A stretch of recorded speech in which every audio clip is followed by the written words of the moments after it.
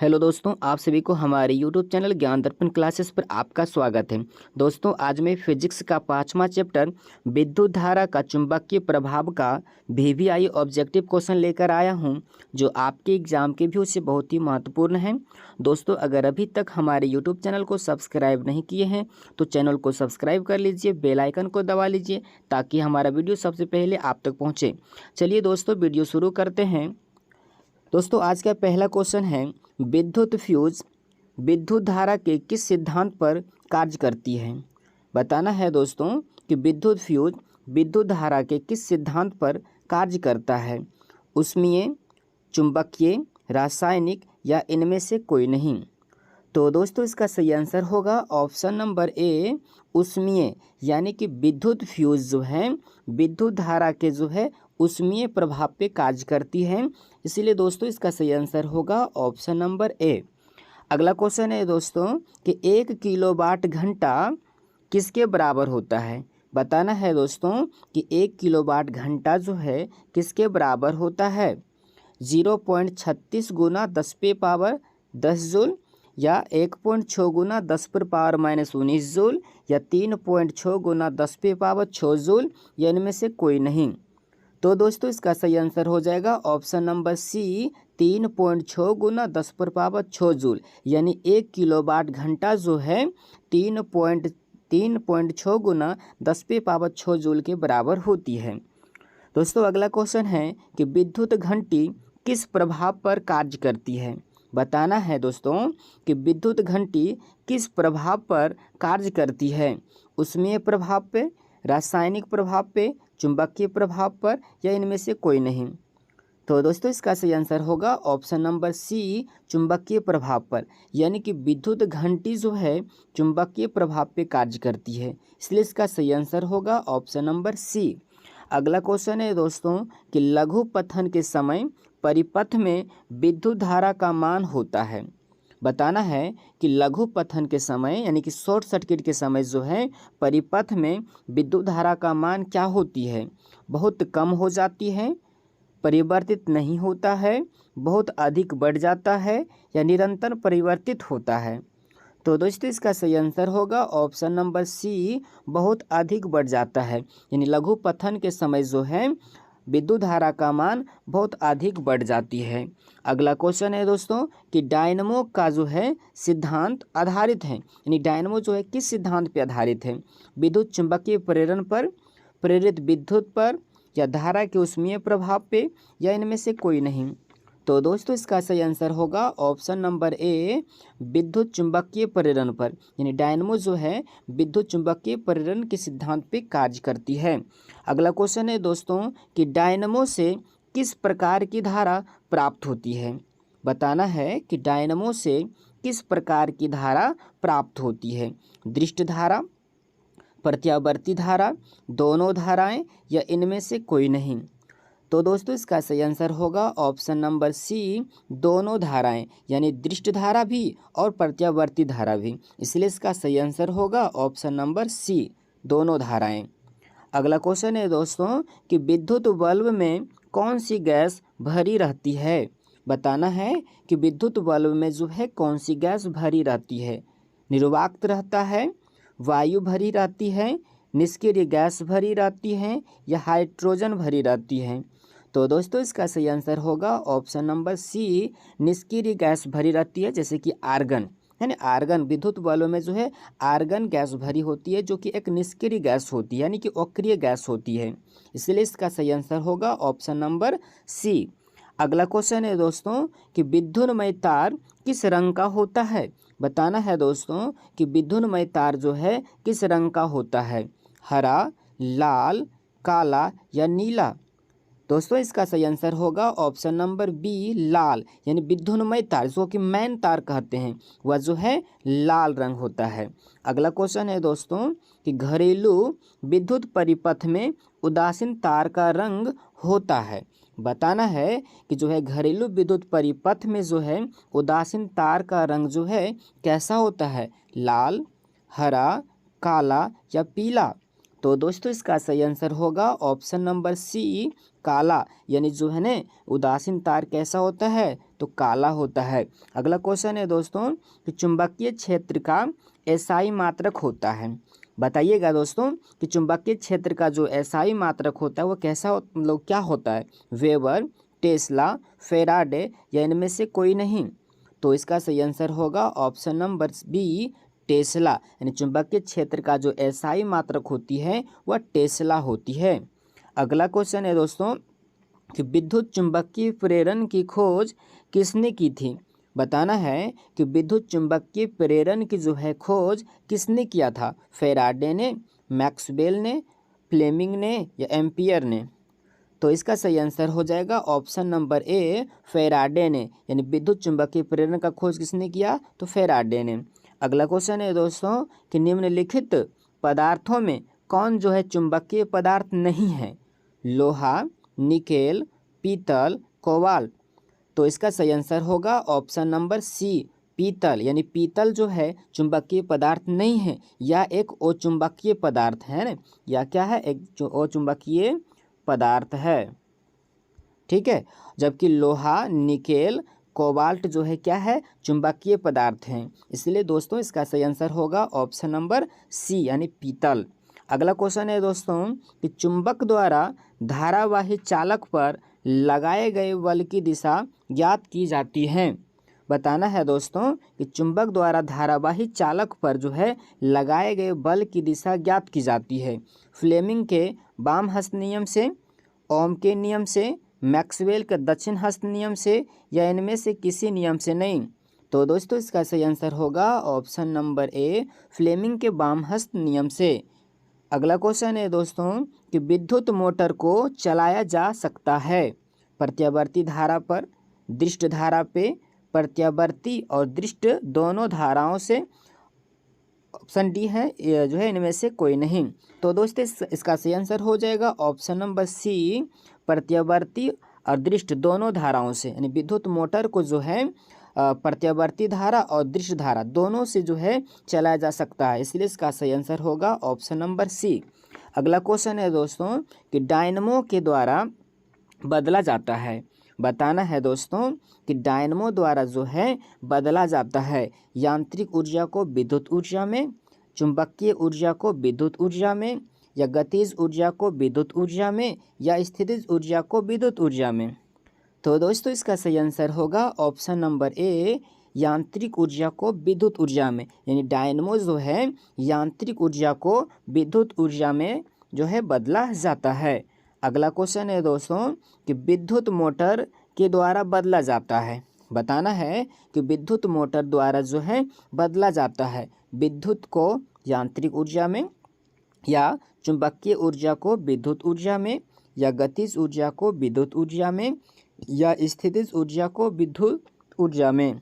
तो दोस्तों इसका सही आंसर होगा ऑप्शन नंबर ए, विद्युत ऊर्जा को जो है यांत्रिक ऊर्जा में। यानी विद्युत मोटर जो होती हैं वह विद्युत ऊर्जा को यांत्रिक ऊर्जा में बदलती हैं।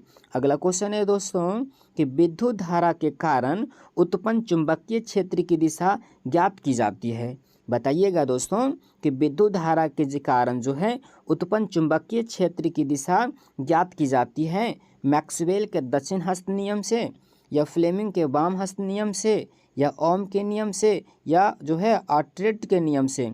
तो दोस्तों इसका सही आंसर होगा ऑप्शन नंबर बी, फ्लेमिंग के वाम हस्त नियम से। यानी विद्युत धारा का जो है के कारण उत्पन्न चुंबकीय क्षेत्र की दिशा जो है ज्ञात की जाती है फ्लेमिंग के वाम हस्त नियम से, इसलिए इसका सही आंसर होगा ऑप्शन नंबर बी। अगला क्वेश्चन है दोस्तों कि किसी छड़ चुंबक के अंदर चुंबकीय क्षेत्र रेखाओं की दिशा क्या होती है, उत्तर ध्रुव से दक्षिण ध्रुव, या दक्षिण ध्रुव से उत्तर ध्रुव, या उत्तर ध्रुव से पश्चिम ध्रुव, या दक्षिण ध्रुव से पश्चिम ध्रुव। तो दोस्तों इसका सही आंसर होगा ऑप्शन नंबर बी दक्षिण ध्रुव से उत्तर ध्रुव, यानी कि जो है किसी चुंबक जो है कि क्षर चुंबक के अंदर जो है चुंबकीय क्षेत्र जो है दक्षिण ध्रुव से उत्तर ध्रुव की ओर होती है, जबकि बाहर है ना चुंबक के जो है बाहर चुंबकीय क्षेत्र रेखा जो है उत्तर ध्रुव से दक्षिण ध्रुव होती है और अंदर में क्या होती है दक्षिण ध्रुव से उत्तर ध्रुव की ओर। इसलिए इसका सही आंसर होगा ऑप्शन नंबर वी। अगला क्वेश्चन है दोस्तों कि जल विद्युत संयंत्र जो है किस ऊर्जा को विद्युत ऊर्जा में रूपांतरण करता है ना। बताना है दोस्तों कि विद्युत जो है जल विद्युत संयंत्र किस ऊर्जा को विद्युत ऊर्जा में रूपांतरित करती है, तापीय ऊर्जा को, नाभिकीय ऊर्जा को, सौर ऊर्जा को या स्थितिज ऊर्जा को। तो दोस्तों इसका सही आंसर होगा ऑप्शन नंबर बी स्थितिज ऊर्जा को, यानी जल विद्युत संयंत्र जो है विद्युत ऊर्जा को जो है विद्युत ऊर्जा को रूपांतरित करती है स्थितिज ऊर्जा में, है ना, स्थिर ऊर्जा को विद्युत ऊर्जा में।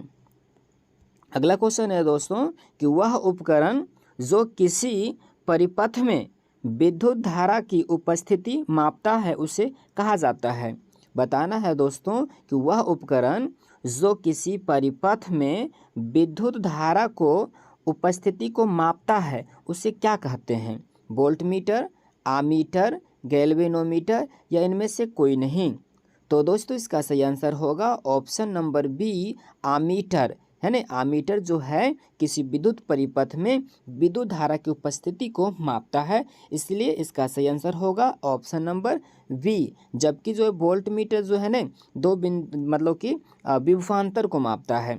अगला क्वेश्चन है दोस्तों चुंबकों के जो है सजातीय ध्रुवों के बीच परस्पर होता है। बताना है कि चुंबकों के जो है सजातीय ध्रुवों के बीच क्या होती है, आकर्षण होता है, प्रतिकर्षण होता है या कभी आकर्षण कभी प्रतिकर्षण या इनमें से कोई नहीं।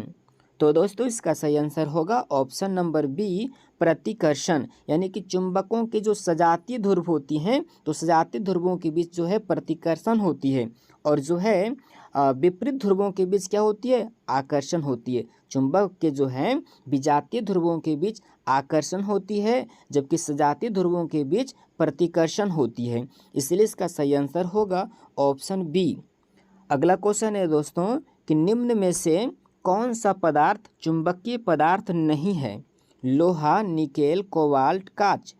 तो दोस्तों इसका सही आंसर होगा ऑप्शन नंबर डी कांच। कांच जो है एक अचुंबकीय पदार्थ है जबकि लोहा, निकेल, कोबाल्ट जो एक चुंबकीय पदार्थ है।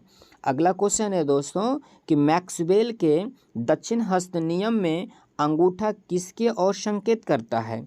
बताइएगा दोस्तों कि मैक्सवेल के दक्षिण हस्त का जो नियम है वो उसमें अंगूठा जो है किसके ओर संकेत करता है, धारा की दिशा की ओर, चुंबकीय क्षेत्र की ओर, दोनों की ओर या इनमें से कोई नहीं।